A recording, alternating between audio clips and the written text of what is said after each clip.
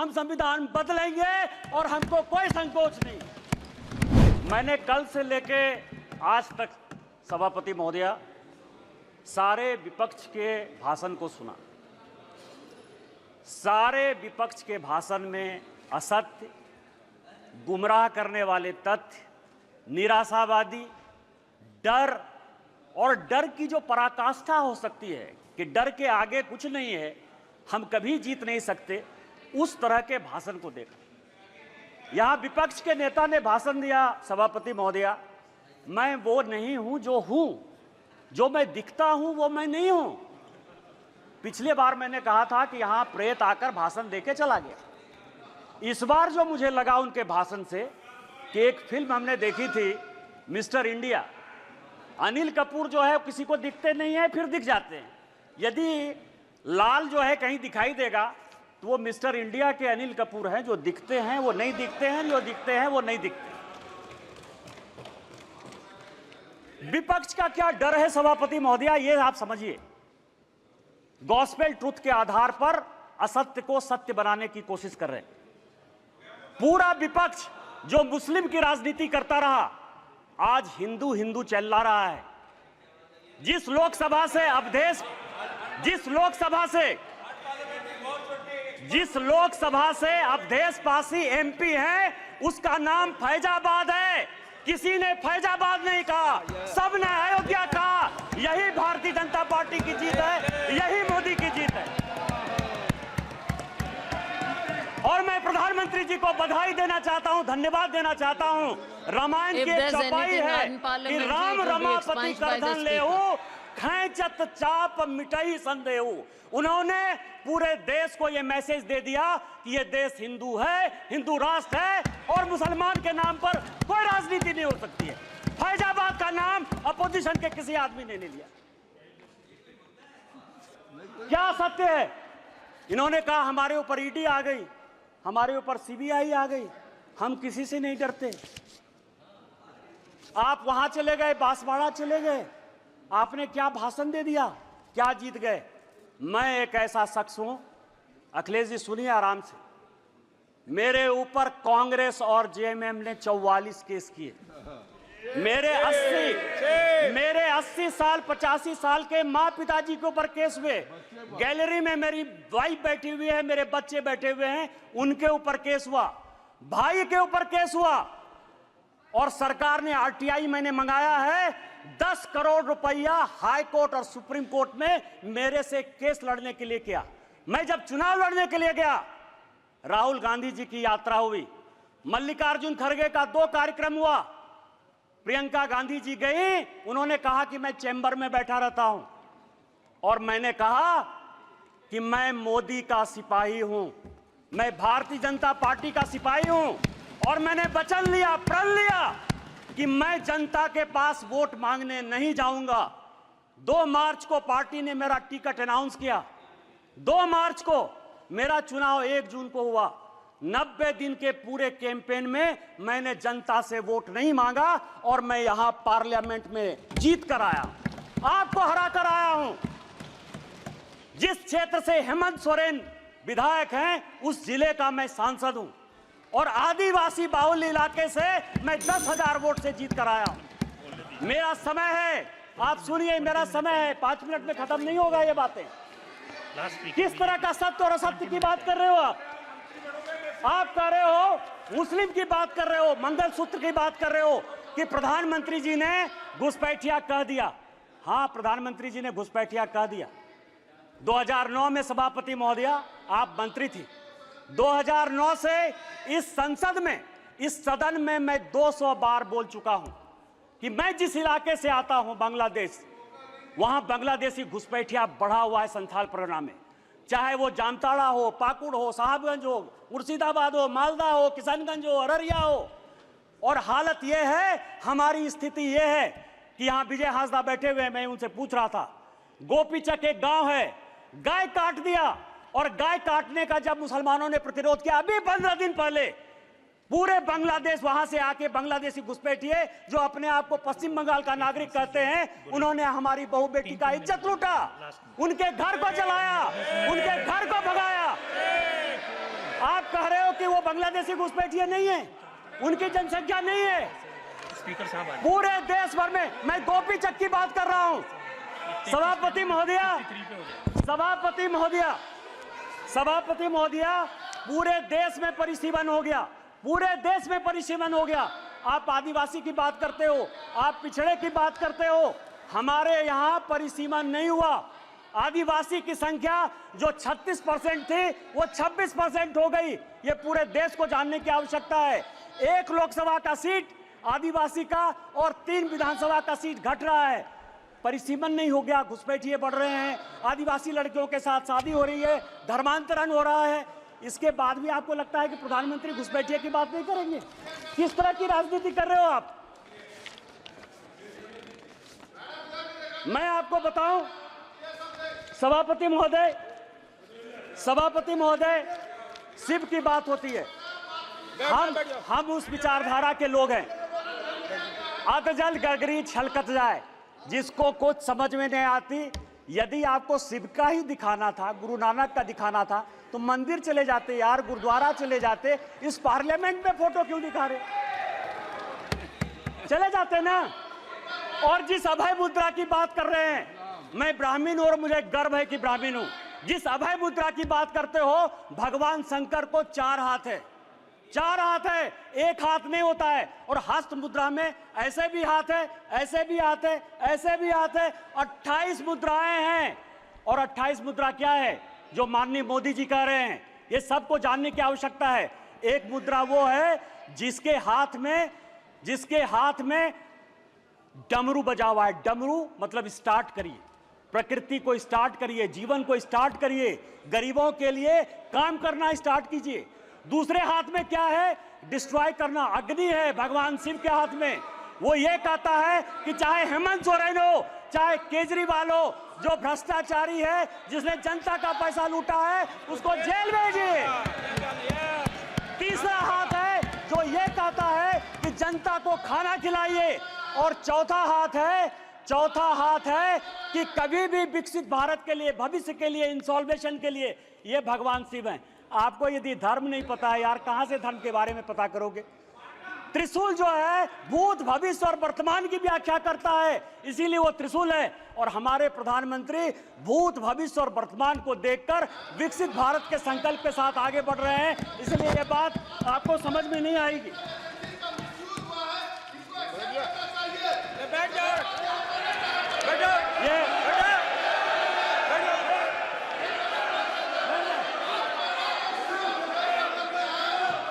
ये सभापति महोदया, ये संविधान की बात करती हैं। अभी मैंने कहा मिसा जी, मैं आपके बारे में बोला, उन्होंने कहा कि मैं बोलूंगा। मिसा भारती जब पैदा हुई तो जेल में थे। मेरे गुरु गोविंदाचार्य उस वक्त वो भी जेल में थे, राम बहादुर राय भी जेल में थे। और लालू जी को राम बहादुर राय ने सजेस्ट किया कि अपनी बेटी का नाम मिसा रख दो, इसीलिए उनका नाम मिसा भारती। जिस किताब का विमोचन राहुल गांधी ने किया, MK स्टालिन की आत्मकथा का, उसमें सबसे बढ़िया टॉपिक क्या है सभापति महोदया पता है? कि इमरजेंसी में जो है मेरे पिताजी ने पुलिस को हैंडओवर कर दिया। और यहाँ बैठे हुए हैं अखिलेश यादव जी, इनके पिताजी के साथ मुझे काम करने का मौका मिला। और बड़े आदमी थे, इतने बड़े आदमी थे कि वो हमेशा कहते थे कि मैं तुम्हारा भाषण सुनता हूँ। उन्होंने मुझे इमरजेंसी की कहानी सुनाई कि जिस दिन इमरजेंसी गए तो उनकी वाइफ के पास जो है खाना खिलाने के लिए अपने परिवार के पास नहीं था। आप संविधान की बात करते हो, आपने कहा राज्य डिवीजन कर लिया। आपको पता है कि क्या हुआ? 7वां संशोधन 1956 में जब नेहरू ने किया तो उन्होंने कहा संविधान की आत्मा, आपने भी नरेंद्र मोदी कहा, इसलिए मैं नेहरू कर रहा हूं। मैं जानता था कि आप अटैक करो। Please address the chair. सभापति महोदया, 7वां संशोधन यह किया कि राज्य को कोई अधिकार नहीं होगा अपना बाउंड्री चुनने का। और यही कारण है कि 7वें संशोधन के बाद 14 राज्य और 6 यूनियन टेरिटरी बन गए। आप संविधान की बात करते हो, आप कहते हो संविधान बचाने की बात करते हो। संविधान की प्रस्तावना स्वर्ण सिंह कमेटी के बाद जब इमरजेंसी में सारे बड़े नेता, चाहे वो लालू प्रसाद जी हो, मुलायम सिंह यादव हो, करुणानिधि जी हो, आडवाणी जी हो, अटल जी हो, हेमवती नंदन बहुगुणा हो, कांग्रेस के चंद्रशेखर जी हो, बाबू जगजीवन राम हो, जब सारे जयप्रकाश नारायण नहीं, मैं एमपी की बात कर रहा हूं। ये सारे लोग जब जेल में बंद थे तो स्वर्ण सिंह कमेटी बनाई 1976 में, 42वां संशोधन हुआ। उस 42वें संशोधन ने हमारे धर्मपरायण देश को, हम धार्मिक हैं, हम हिंदू हैं, बिट्टू यहां बैठा हुआ सिख है, बुद्धिस्ट हैं, रिजू जी उन्होंने कहा कि हम बुद्धिस्ट हैं, यहां ओवैसी बैठे हुए हैं, इस्लाम उनके लिए गर्व का विषय है। आपने हमारे देश को धर्मनिरपेक्ष कर दिया, रातों रात बदल दिया। आपने उसमें इंटीग्रिटी शब्द जोड़ दिया। पूरा देश जो है ईमानदार है, इसी कारण ईमानदारी से चलता है। आपने ईमानदार जोड़ दिया और आपने उसमें सोशलिस्ट जोड़ दिया। अरे कैसे सोशलिस्ट हो सकते हैं हम यार? कोई कम्युनिस्ट हो सकता है, कोई कैपिटलिस्ट हो सकता है, तुमने जो है सोशलिस्ट पूरे प्रेम्बल को बदल दिया और आप संविधान बनाने की बात करते हो। उन्होंने कहा कि जो हम कानून बनाएंगे, जो फंडामेंटल राइट हुए थे, जो हमने हमारे फोर फादर्स ने जो फंडामेंटल राइट्स दिए थे, उसके साथ आपने फंडामेंटल ड्यूटीज एक अलग शब्द जोड़ दिया। आप संविधान बनाने की बात करते हो। पूरा का पूरा 42वां संशोधन, उन्होंने कहा कि जो संविधान कानून बनाएगा, क्योंकि इंदिरा गांधी की सदस्यता खत्म हो गई थी, उन्होंने कहा कि हम फिर से रिइंस्टेट होकर देश के प्रधानमंत्री बन जाएंगे। आप मेरे ऊपर कोई क्वेश्चन नहीं कर सकते हो। लोकसभा के जो समय है, समय सीमा 5 साल, उन्होंने कहा अब 6 साल होगा। खाता न वही, इंदिरा गांधी जो कहे सही, संविधान वही है। अरे संविधान बचाने वाले यदि मोदी ने संविधान बदला, 370 के लिए बदला, शेड्यूल कास्ट के लिए बदला, ओबीसी को संवैधानिक दर्जा देने के लिए बदला। और जब भी schedule caste, schedule tribe, OBC की बात होगी, हम संविधान बदलेंगे और हमको कोई संकोच नहीं। सवाल ये है, ये आर्य और अनार्य की बात करते हैं, ऋषि मुनि की बात करते हैं। राजा साहब, आप हमारे मित्र हो। मैं एक ऐसा आदमी था जो तिहाड़ में आपसे मिलने के लिए गया, कांग्रेस ने आपको जेल भेजा। आपको पता है कि गुरु वशिष्ठ, विश्वामित्र, अगस्त मुनि, ये कोई भी ब्राह्मण नहीं थे। रामायण, महाभारत, गीता लिखने वाले कोई भी ब्राह्मण नहीं थे। कोई भगवान ब्राह्मण नहीं है। रामायण वाल्मीकि ने लिखी, महाभारत वेद व्यास ने लिखा, चारों वेद और 13 उपनिषद सभी वेद व्यास ने लिखे, जो मछुआरे के बेटे थे। और चाहे वो ऋषि अगस्त हो, ऋषि कन्नन हो, आप जो है आर्य और अनार्य के बीच में, और आप ही के सांसद, कांग्रेस के सांसद 1952 में जिस कांग्रेस के सांसद रामधारी सिंह दिनकर को नेहरू जी संसद बनाकर लेकर आए, सांसद रहे, 12 साल रहे, देश के बहुत बड़े कवि, उन्होंने संस्कृति के 4 अध्याय लिखे। उस संस्कृति के 4 अध्याय में उन्होंने लिखा कि ना कोई आर्य है ना कोई अनार्य है। जो हरिजन, जो शेड्यूल कास्ट तमिलनाडु का है, वही कलकत्ता का ब्राह्मण है, और जो कलकत्ता का ओबीसी है, वही पंजाब का जो है सिख है। ये उन्होंने लिखा, कांग्रेस ने लिखा, आपके सांसद ने लिखा। हमें तो गर्व है, ये देश एक है, न जाति है न बिरादरी है। आप किस तरह की बात करते हो, जाति प्रथा की बात करते हो। मैं एक बात कहना चाहता हूं, यहां जितने बुजुर्ग लोग बैठे हुए, स्वागत राय जी बैठे होंगे, आज से 50 साल पहले किसी बड़े घर में, किसी गांव में कहीं कोई शौचालय नहीं होता था। चाहे बड़े परिवार की महिलाएं हो या छोटे परिवार की महिलाएं हो, वो खेत में जाती थी। तो जब खेत में जाती थी तो मेहतर प्रथा कहां से आ गया? जो मुगलों ने दिया, आप उसको सही मान रहे हो, और आप पूरे देश को जो है हिंदुत्व के नाम पर, आर्य के नाम पर, अनार्य के नाम पर, इस्लाम के नाम पर केवल गुमराह करने की कोशिश करते हो। ये गॉस्पेल ट्रूथ को बंद करो, ये काना बंद करो, और देश को जो है साथ लेकर चलने की बात करो। बस मैं अंत में, सभापति महोदय, एक पॉइंट है कि कल कहा गया कि स्पीकर साहब जो है झुक के प्रधानमंत्री जी को जो है अभिवादन किए और राहुल जी को ऐसे। आज मैंने एक फोटो देखा थल सेना अध्यक्ष का, वर्दी में कहा जाता है कि किसी को प्रणाम नहीं करना चाहिए। आज सारे अखबारों में थल सेना अध्यक्ष का फोटो छपा है और वो अपनी मां को पैर छू के वर्दी में प्रणाम कर रहे हैं। तैत्तिरीयोपनिषद का एक श्लोक है, अभिवादनशीलस्य नित्यं वृद्धा पसेबिनः चत्वारि तस्य वर्धन्ते आयुर्विद्या यशोबलम। आपसे जो भी बड़े आदमी हैं, पद की, मर्यादा की, कभी परवाह नहीं करिए। अभी पार्लियामेंट खत्म हुआ, मैं फरवरी की बात कर रहा हूं। जिस दिन पार्लियामेंट खत्म हुआ मैं बाहर गाड़ी का वेट कर रहा था। मैं सबसे ज्यादा कांग्रेस पर अटैक करता हूं। राहुल जी, सोनिया जी या पूरा कांग्रेस गांधी परिवार मेरा टॉपिक है, क्योंकि मेरे फादर 1975 में इमरजेंसी में सैक कर दिए गए, उनकी ज़िंदगी में नौकरी नहीं लगी।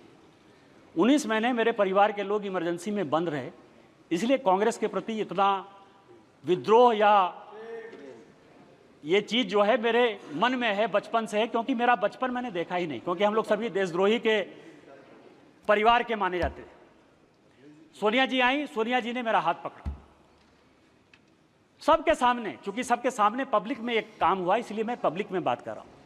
और उन्होंने मुझे कहा कि निशिकांत, आज मेरी तबीयत खराब थी, लेकिन तुम्हारे जैसे लोगों को पार्लियामेंट आना चाहिए। मैंने प्रणाम किया उनको।